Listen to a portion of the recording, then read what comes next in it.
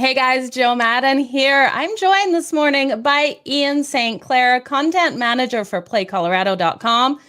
Ian, rocking that Denver hat, hey?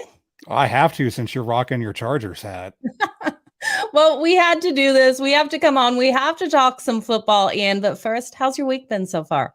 It's early on a Monday, but is it going good? It's a great start, and we're getting even closer to the start of the football season, which cannot come soon enough. Oh, absolutely. And you can tell you're seeing everyone starting to throw their jerseys on, throwing their hats on. We had the Hall of Fame game, the Raiders versus the Jaguars. What do you think of that? Did you catch it at all? I did not because I hate the Raiders, and I, I mean it's just it's the first preseason game. I I watched like the first 3 or 4 plays, and that was enough preseason football. That's not the Broncos for me. Ian, with you being a Denver Broncos fan, is that hate of the Raiders just ingrained deep in your soul? Yes, so there's two things. When I was born, I was and am a third generation Broncos fan. So that was with me from birth. And then the second thing was being a born and raised Raider hater. I love it. We can get along. And what is your thoughts on my Los Angeles Chargers? It's funny you mentioned that because this is Chargers season. And what I mean by that is this is the time of the schedule or the season in the NFL where everyone hypes the Chargers. And it's been this way for close to 20 years, going back to Philip Rivers and LaDainian Tomlinson, where everyone says, this is the year the Chargers are going to win the Super Bowl. And then they don't. And that's how I feel about the Chargers now. There's a lot of hype. There's a lot of talk about the Chargers and the improvements that they made on defense. But until they actually do it, this is Chargers season. Yeah, I hear you on this. I really do think they're going to have a strong year, but we felt this in and out as a Chargers fan. I know it was back in, I want to say it was 2014 when we really had a chance. We had Rivers, we had LT, we had Gates in there. The Patriots kicked us out. Yep. It killed. I really thought 2014 was our year, but looking at this team now, we got Justin Herbert. I think we have the ability. His offensive line looks strong. Our defense, praying that they have, with the adjustments, have what it takes to get this done. What are your thoughts on your Denver Broncos? I think people are underestimating how good this team can be. And that's just not because I'm a Broncos fan. When you look at the last 6 years, the common thread through all of that, aside from them being horrible, is everyone said they're a quarterback away. And now the Broncos have an elite franchise quarterback. And I think people are sleeping on how good Russell Wilson still is. And he's now going into an offense and a head coach who was the offensive coordinator for the offense that produced the back-to-back MVP and Aaron Rodgers. And even without Tim Patrick, who's now out with an ACL injury, the weapons that Russell Wilson has in this offense is a deeper set of weapons than Aaron Rodgers had with the Green Bay Packers. Now, there isn't a receiver who's comparable to Devontae Adams. That's not what I'm saying. I'm saying the depth is better than what Aaron Rodgers had in Green Bay for a guy who won 2 MVPs. I think Russell Wilson is poised to have a monster year in this offense, even without Tim Patrick. And that's one of the reasons I think there's great value to be had at just about every sports book, especially in Colorado, for Russell Wilson as MVP. I think there's great Okay. value in that just because of he's around plus 1400 to plus 1700. If you also look at offensive player of the year, there's even better value on that. And there's a lot of debate about whether or not a quarterback will win MVP and offensive player of the year. I think Russell Wilson will have that type of season. I Wow. think people are sleeping on how good he is going to be in this with his new team, with this set of weapons in this offense, and with this head coach and Nathaniel Hackett. He's going to finally, Russell Wilson, that is, have the reins taken off from what he had in Seattle with Pete Carroll. And I just not just because I'm wearing the Broncos hat and the Russell Wilson 8-bit shirt.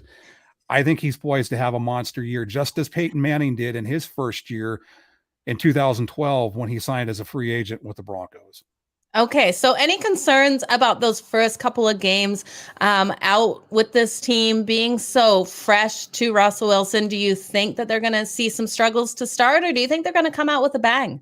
I think they're going to come out with a bang, and part of that is because the teams they're playing against aren't at the upper part of the National Football League, so I think that will help. I mean, Russell Wilson is just going to be amped up to go into Seattle and just completely pluck the Seahawks.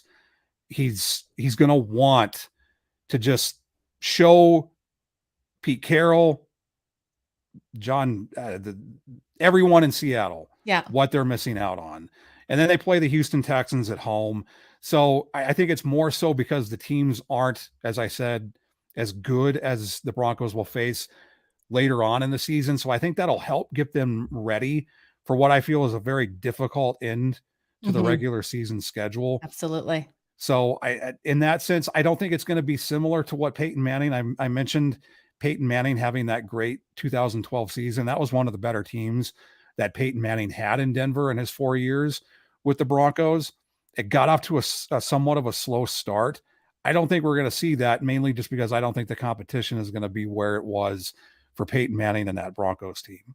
Okay, now we have an absolutely stacked division. We have the LA Chargers, the Denver Broncos, but we also have the Raiders and the Kansas City Chiefs. Any thoughts on the Kansas City Chiefs here and how they will do? We know Mahomes is without Tyreek Hill. What are your thoughts? I think the Chiefs are going to struggle. I mean, I think being without Tyreek Hill, and I get that Juju Smith-Schuster has flashed at Chiefs training camp, but to expect him to be that kind of game breaker and difference maker that Tyreek Hill was in that offense, I don't see it. Patrick Mahomes is incredible. I think he's the best quarterback in the division, if not one of the best quarterbacks in the National Football League. I just think they're going to struggle, and I don't think the defense is as good as it has been the last couple of years. And I think the Raiders are overrated. 6 of their 10 wins last year came against quarterbacks who either aren't with the team or aren't in the league anymore. So I think even more than your Chargers, the Raiders are vastly overrated. Okay, I can see that as well. I think Mahomes will struggle as well without Tyreek Hill here. It's a hard one to say. Like you said, he is one of the best quarterbacks out there. If you had to rank this division, who do you have for a second, third, and fourth? I have the Broncos, Chargers, Chiefs, Raiders. And I think the Chiefs are going to be one of those teams that's going to contend for a playoff spot. I don't, at least right now, until I see them on the field, I don't have them making the playoffs. And that's difficult to say because Patrick Mahomes is incredible. Yep. And that offense with Andy Reid sets him up to be the quarterback that he is. But until I see it on the field, I just think the Chiefs are not going to be as good as they have been the last couple of years. And maybe that'll come back and bite me in the ass.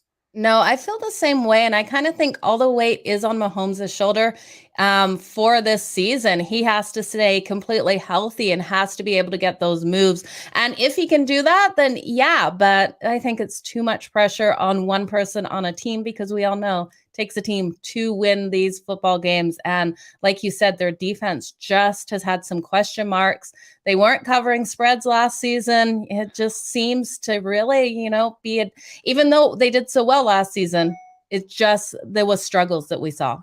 Yeah. And we saw that in the AFC Championship game, where in the second half, the Patrick Mahomes and the Chiefs that we saw in the first half of that game was completely different. And I'm curious to see how this team responds to that, because it was a complete 180 shift from the first half to the second half in that game against the Bengals at Arrowhead. So absolutely, there's also that hanging over this team too. And I'm curious to see what happened. Now you don't have Tyreek Hill, who is a game changer. He is a game breaker. And now you don't have that. How does this offense respond to that? How does Travis Kelce respond to that? Because teams aren't going to have to focus on Juju Smith-Schuster the way they did Tyreek Hill. Absolutely. Well, I can't wait for football season to kick off. But before that kicks off, we got some baseball games on the diamonds. I know you're a Yankees fan. How do you think your Yankees will do against Seattle today?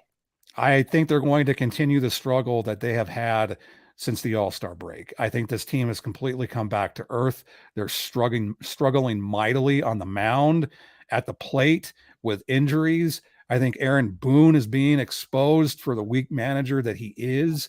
So, in terms of betting for this game, if you're looking at something with value, I would go with the Mariners on the 5 inning money line. Especially being at home, teams know that this is the Yankees. And with what just happened in St. Louis, with Seattle making that huge trade for Castillo for their pitching staff, being at home, I like the Mariners in the 5 inning money line. Okay, I like it. What's happening at Play Colorado this weekend? Getting ready for Broncos season, you can check out the Denver Broncos page at playcolorado.com. The latest odds for futures, for the division, for the Super Bowl. I mentioned Russell Wilson. We have the odds for Russell Wilson up on our Denver Broncos page at playcolorado.com, and also keeping an eye on the latest casino and lottery news in the state. I love it. I have one last question before we end it here. I know that you love tacos and you love bacon. Ever put them together? Well, here's the thing that I've wanted to do forever. I want to get a taco wrapped bacon shell. Taco wrap bacon shell. That sounds delicious. It sounds incredible, and I don't know why anyone hasn't come up with it yet. I should trademark it and then sell it to Taco Bell or Taco John's for the people in the Rocky Mountain region who know about Taco John's and potato olays. But what I really need to start doing is putting bacon bits on top Yeah, of my taco meat. I think that would be incredible too. I think it'd be delicious. I have hit a Taco John's before. Great tacos there. But Ian, thank you so much for joining me on the Joe Madden Sports Podcast. Always a pleasure having you on. We'll have to do it again soon, and best of luck, but not too much to your Denver Broncos. Anytime. Thanks, Joe. Thanks, Ian.